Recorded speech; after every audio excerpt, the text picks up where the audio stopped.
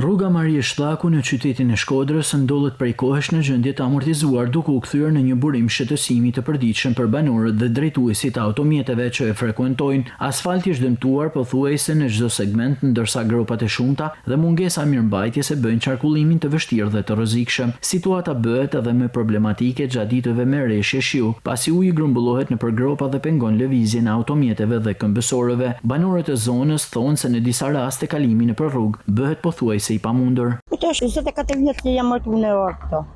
Nishto ashtu e nën urë si ashtë ura trenit, gjithë ku një ke rrugat nishto. Po që për zote në detyron edhe me hjek pucët, mas me pas qizme.